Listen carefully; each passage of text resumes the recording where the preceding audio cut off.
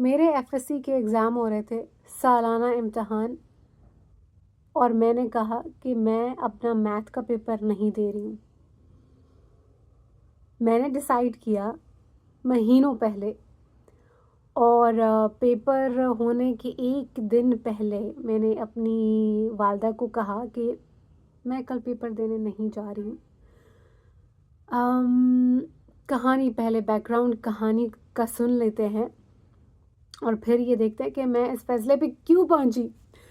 तो गाइज़, जैसा कि मैंने आप लोगों को बताया कि मेरी जो स्कूलिंग हुई थी, सारी एजुकेशन उर्दू मीडियम में हुई थी। We had phenomenal teachers, but the medium of instruction was Urdu language. फिर क्या हुआ, जब एफएससी के लिए हम कोयटा एफएससी के लिए जब हम कोयटा मैंने कोयटा में एफएससी की पढ़ाई शुरू की, तो सब कुछ अंग्रेज़ी में हो गया। और मतलब सारे सब्जेक्ट्स अंग्रेज़ी में हो गए। मैंने बहुत स्ट्रगल किया। कुछ सब्जेक्ट्स ऐसे थे जिनमें मेरा गुजारा होने लग गया, जो थ्योरी के सब्जेक्ट्स थे उनमें फिर भी गुजारा होने लग गया। और केमिस्ट्री और फिज़िक्स में भी चलो मैंने कहा ठीक है यार, नैया पार लग जाएगी। लेकिन एक सब्जेक्ट था मैथ का मुझे कुछ समझ नहीं आता था कि क्या हो रहा है भैया, क्लास में क्या हो रहा है, टीचर क्या पढ़ा रही है, मुझे कुछ भी समझ में नहीं आता था। फिर हमारे टीचर आती, लेक्चर देती, और लेक्चर देने के बाद वो चली जाती। 1 घंटा या 2 घंटे की क्लास, इस तरीके से कुछ टाइम था, मुझे एग्जैक्ट याद नहीं है। लेकिन टीचर आती, मुझे अभी तक उनकी शक्ल याद है। वो आती और बोर्ड पे आते साथ ही कुछ लिखती, और हमारी क्लास की जो पहली पहली फ्रंट रो पे बैठने वाली लड़कियाँ हैं यार, उनको सारा कुछ मैथ का आता, और वो ऐसे बस लिखना शुरू कर देती, ऐसे टक टक टक टक टक टक। और मैं बस उनको देखती रहती। मैं कहती यार ये क्या तरीका है पढ़ाने का, मतलब तुमने कोई लेक्चर ही नहीं दिया, कुछ भी नहीं किया ये। और how do the girls know, they just write. इतना वो हॉरेबल एक्सपीरियंस रहा मेरा फर्स्ट ईयर और मेरा second year. Through out the time I just struggled. उसके बाद क्या हुआ, मैं अपने दिमाग में ना खिचड़ी बनाना शुरू कर दिया। मैंने कहा यार, मतलब ये देखो रियाजी है, अभी मैंने इसको ठीक से नहीं पढ़ा है, मतलब मैथ है। और मैं ऐसा करती हूँ कि मैं अभी ना, क्योंकि सारे सब्जेक्ट्स मुझे देने थे, तो मैंने कहा मैं ऐसा करती हूँ कि मैं अभी ना रियाजी के पेपर में फ़ेल हो जाती हूँ और मैं सप्ली दूंगी वंस, एक ही बार पेपर दूंगी। और उस वक्त तो कोई भी पेपर नहीं होगा, सिर्फ एक ही मैथ का पेपर होगा, तो मैं दिन रात पढ़ाई करूँगी और मैं मैथ का पेपर दूंगी। तो let's not give the paper. अब क्या हो गया, वो जैसे आपने मज़ाहिया, अभी मैं सुन रही थी मज़ाहिया व्लॉग्स के, आपका अगले दिन कुछ पेपर होता है और आप कुछ और पढ़ के जाते हो, और फिर एग्ज़ाम के दिन आपको आपके दोस्त बोले अच्छा यार वो वाली थ्योरी तूने याद की। वो कहता है यार मैं तो इक्वेशंस करके आया हूँ, आज तो मैथ का पेपर हो। कहता नहीं, आज तो फिलोसफी का पेपर है।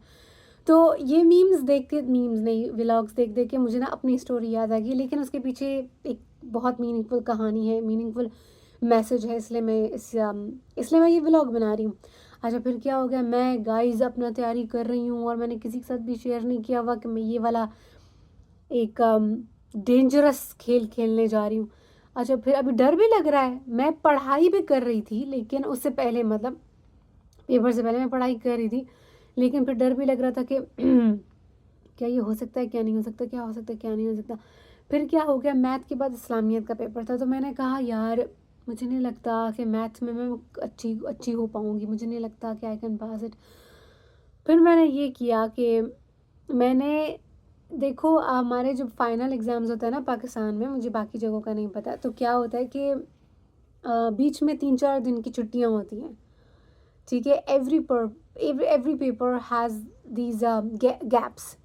तो मेरा मैथ से पहले का जो पेपर था, उसके बाद मैथ के मुझको वो मिला था, गैप मिला था, और उसके बाद मैथ के बाद इस्लामियत का गैप था। तो मैंने कहा यार ये इस्लामियत का पेपर ना मैं एक ही बार से तैयारी कर लूँगी, बिकॉज इट्स ऑल थ्योरेटिकल, ठीक है। अपने आपके कॉन्सेप्ट्स क्लियर होने चाहिए, you should know the historical incidents. तो मैंने ये किया, मैंने कहा यार चलो इस पेपर को ना, क्योंकि एक ही बार में आपने इतने सारे पेपर की तैयारी करनी होती है, तो मैंने कहा यार इसकी ना मुझे नहीं लगता कि मुझे रिवीजन की ज़रूरत होगी। तो इस्लामियत का जो पेपर है वो मैं जो मैथ से मेरा पहले का पेपर है उसकी छुट्टियां मिला के, मतलब मैथ की प्रेप लीव की छुट्टियां मिला के, इस्लामियत की प्रेप लीव की छुट्टियां मिला के मैं ये अच्छे से कर लूँगी। And I stick to this idea. अच्छा अभी मैं कर रही हूँ और कल को मेरा मैथ का पेपर है और मैं इस्लामियत पढ़े जा रही हूँ, ठीक है। मेरी मॉम खुश है कि मेरी बच्ची जो है वो पढ़ रही है और उसका मैथ का पेपर है, अभी कल को पेपर है। And I go to my mom and I said कि मॉम देखो कल को ना मेरा मैथ का पेपर है और मैं मैथ का पेपर नहीं दे रही हूँ, मैं इस्लामियत के पेपर की तैयारी कर रही थी। तो मैंने I have no preparation and I have no intention to go and sit in the examination hall. I'm not gonna give the paper. I shared my plan with her. यार मेरी माँ इतनी वाइज, मैं अपनी माँ को प्यार से माँ बोलती हूँ, ठीक है, डोंट बी जजमेंटल। मेरी माँ इतनी वाइज, उन्होंने मुझे चुप करके सुना और उन्होंने मुझे कहा किंजा जाओ बैठ जाओ एग्जामिनेशन हॉल में। मैंने कहा मॉम मैंने कुछ भी नहीं पढ़ा, मैं इस्लामियात का पढ़ रही हूँ इतने दिनों से, ये देखिए मैंने कुछ भी मैथ का नहीं पढ़ा। मेरी मॉम ने कहा मैं तो तुम्हें कुछ भी नहीं कह रही हूँ, मैं तुम्हें नहीं कह रही कि जाके पढ़ो ये करो वो करो, I am just asking you to go and sit in the examination hall. I'm like, Mom, why would you do this to me? I have not read even a one word. तो मेरी mom insist करती रही कि मैं तो तुमसे कुछ भी नहीं मांग रही हूँ, जस्ट जाओ और बैठ जाओ। kept on thinking about it. फिर मैंने कहा चलो यार 3 घंटे का पेपर होगा तो 1 घंटा आने जाने का लगा लो, चलो चलते हैं, ठीक है। मैंने अपनी माँ की बात मान ली तो मैं चली गई। अच्छा अब क्या हो गया, जब पेपर शुरू हो गया तो जब मैंने क्वेश्चन पेपर देखा तो मैंने कहा यार ये जो पहला वाला पार्ट ना आपको मस्ट अटेम्प्ट करना होता है। तो मैंने कहा यार ये पहला वाला पार्ट तो हाँ मुझे ये भी आता है, मुझे ये भी आता है। उनके ना मैंने टिक टिक मारना शुरू कर दिया, मैंने कहा हाँ यार ये मुझे आता है। अब वो जो पहला पार्ट मैंने कर दिया तो मेरे अंदर इंकरेजमेंट पैदा हुई और मैंने कहा यार I think I can do it. उसके बाद अंदर से ना जोश और वलवला आ गया कि I am gonna do it, I can do it. मैंने कहा यार नैया पार लगाओ, अभी इसको दे दो, एफएससी कर लो, कहा अब मैं फिर से इसके ऊपर बैठी रहूँगी।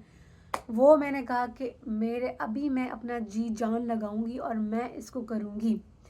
तो उसके ऊपर मैंने काम करना शुरू कर दिया। आई एम लाइक ओके, फिर मैं पहला पार्ट मैंने पूरा कर दिया, आई एम फीलिंग कॉन्फिडेंट कि यार आता था कर लिया। फिर मैं सेकंड पार्ट के ऊपर चली गई। तो सेकंड पार्ट था, थर्ड पार्ट था यार अलजबरा होता है, पता नहीं क्या क्या गंद बला था। तो मैंने कहा ठीक है दिस इज़ वर्किंग। और फिर कुछ सवाल किए, फिर कुछ सवाल में मैं अटक गई, तैयारी नहीं की थी और वैसे ही मुझे बहुत खौफ आता है, मुझे मैथ फोबिया है। तो मेरी बहुत बहुत प्यारी दोस्त और उसकी वजह से मेरी ये नैया पार हुई मुस्का। तो फिर मैंने उसको बोलना शुरू किया, मैंने कहा यार मुस्का ये वाला क्वेश्चन बता दो।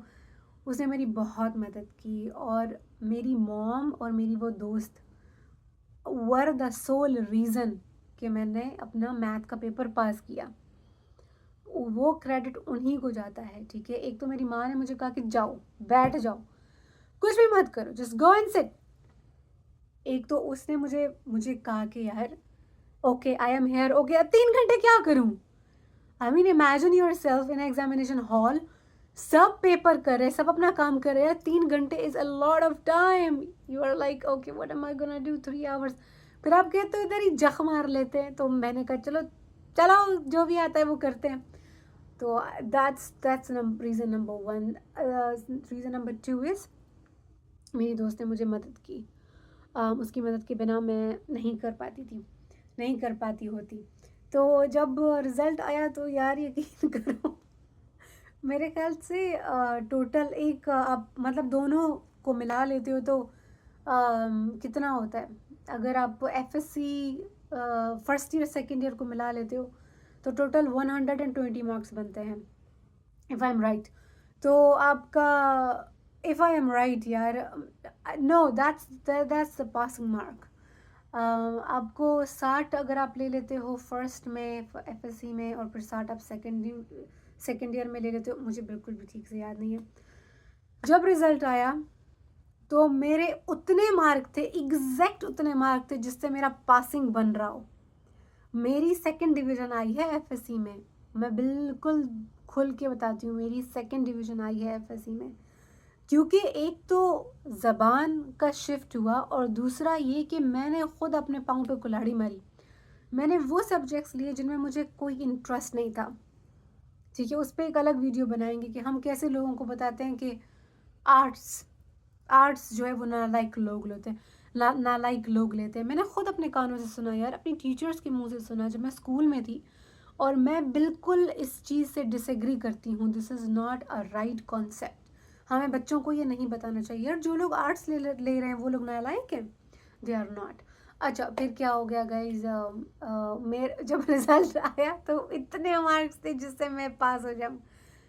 आप यकीन करो, जब मैं एफएससी कर रही थी, जब मैं क्लास में होती थी, जब हमारा ब्रेक टाइम होता था, मैं अपने कॉलेज की कॉरिडोर वगैरह में होती थी, मुझे लगता था मेरी ज़िंदगी छिन गई है। बिकॉज मैथ ऐसे लगता था कि मैं कभी उसे पास नहीं कर सकती हूँ। और उस वक़्त पता भी नहीं था कि मेरे पास और ऑप्शंस हैं, मुझे पता भी नहीं था कि मैं आर्ट्स में जा सकती हूँ, मैं उर्दू लिटरेचर कर सकती हूँ। हमारे कॉलेज में लड़कियाँ थीं जो कि उर्दू कर रही थी, और वो उर्दू बैकग्राउंड से आई थी, या इंग्लिश लिटरेचर के बैकग्राउंड से आई थी, दे वर डूइंग लिटरेचर। तो लड़कियाँ थीं, which means there were subjects, art के सब्जेक्ट्स थे। मेरा एक्सपोजर कम था, मेरी नॉलेज कम थी, और मैंने कहा कि यार this is the end of the world, but that was not. तो गाइज मैं मेरे ऊपर वो इतना मुश्किल वक्त था। मैं कहती थी कि कॉरिडोर वगैरह में खड़ी होती थी ब्रेक टाइम में, मेरे जिस्म से ना बिल्कुल ऐसा लगता था पानी खुश्क हो गया। मैं हर वक्त सोचती थी माय गॉड मैं क्या करूँगी, अगर मैं एफएससी पास नहीं कर पाई तो मेरा क्या फ्यूचर है, मैं क्या करूँगी, what would happen to my education. और and that was all unnecessary, unwanted torture. ये बिल्कुल एक टॉर्चर था। तो मेरे इतने मार्क्स आ गए जिससे मैं पास हो सकती थी, और मैंने कहा this is the last time, math, chemistry, physics, I am gonna see you, this is the last time in my life. मैंने खुद को बोला किंजा इसके बाद तुम कभी अपने आप को इनमें नहीं डालोगी। यूनिवर्सिटी स्टार्ट हो गया, मैंने यूनिवर्सिटी में अपने दिल के सब्जेक्ट्स लिए। उस वक्त भी मुझे लोगों ने कहा था कि इंग्लिश लिटरेचर का तो कोई स्कोप नहीं है, क्या करोगी इंग्लिश लिटरेचर लेके।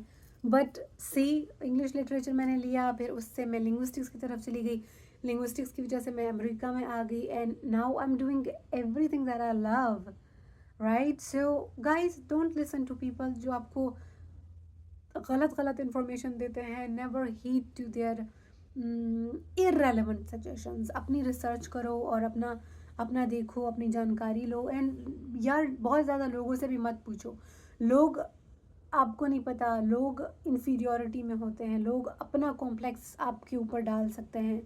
उन्होंने खुद कुछ भी अचीव नहीं किया होगा, लेकिन अब जब कहते हो कि यार मेरे को एमफिल करना है, तो लोग आपको बोलेंगे that's a bullshit, don't do that.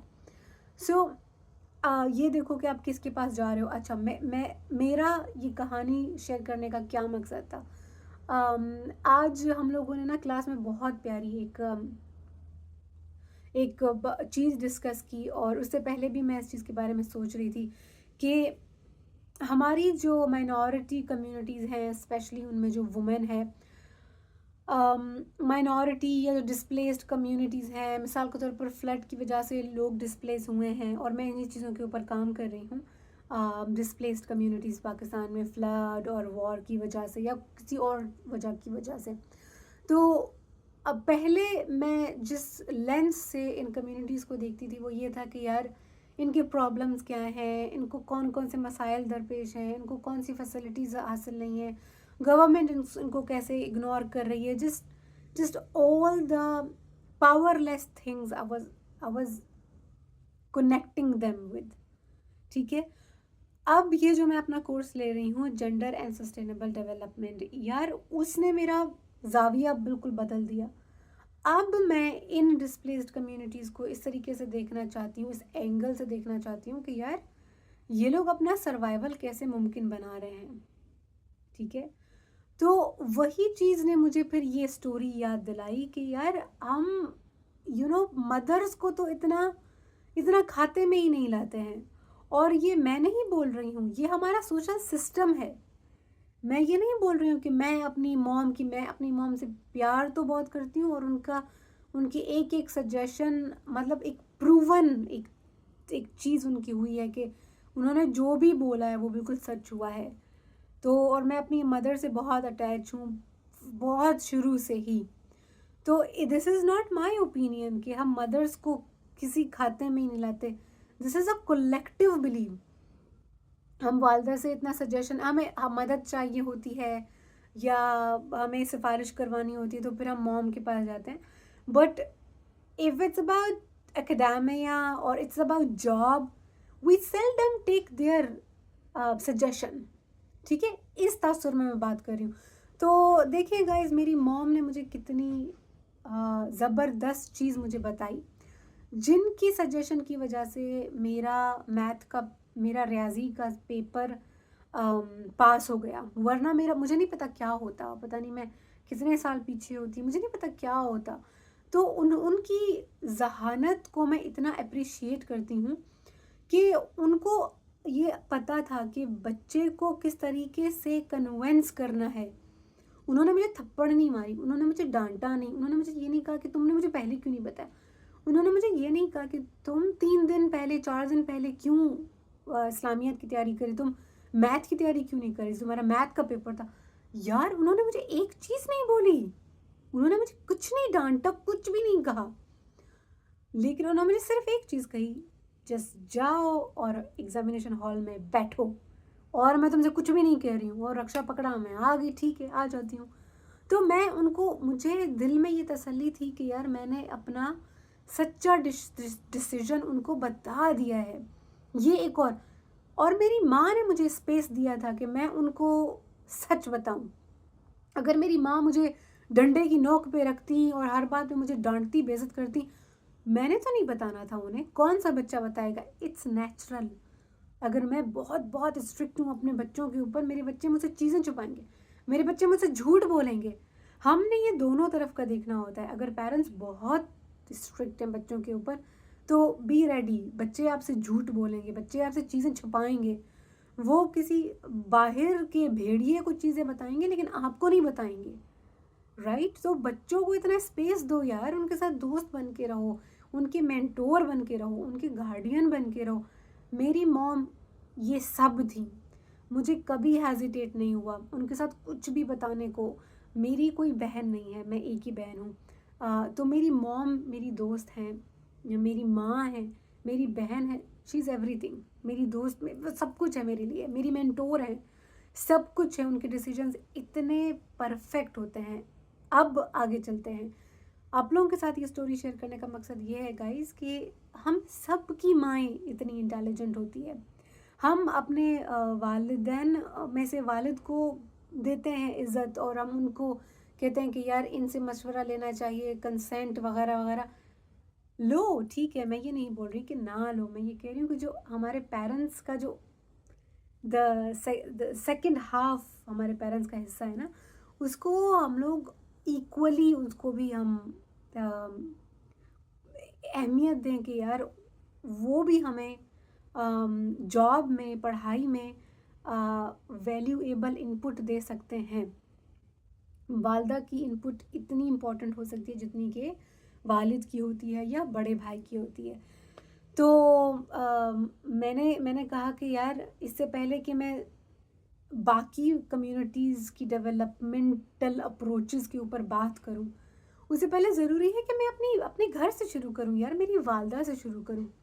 तो गाइज़ ये स्टोरी थी, और ये काफ़ी दिनों से मेरे दिल पे थी। मैं अभी क्लास लेके आई हूँ तो मैंने कहा लेट्स जस्ट डू इट यार, इसको निकाल देते हैं। तो अब इसका शायद मैं एक वो बनाऊँ, अलग से मैं इसकी प्लेलिस्ट बनाऊँ, क्योंकि मैं ये सब स्टोरीज़ जमा करना चाहती हूँ कि औरतें किस तरीके से सर्वाइवल को मुमकिन बनाती हैं। ठीक है, तो इसीलिए मैं चाह रही हूँ कि यार इसके ऊपर इसकी एक अलग से प्लेलिस्ट बन जाए। मैं कभी कुछ पढ़ूँ या मुझे कोई वाक़या मेरे सामने आ जाए तो मैं फटाफट इस प्लेलिस्ट के अंदर ये वाली वीडियो डाल दूँ। तो I hope you liked this story guys. ये एक सच्ची कहानी है, मेरी आप बीती कहानी है।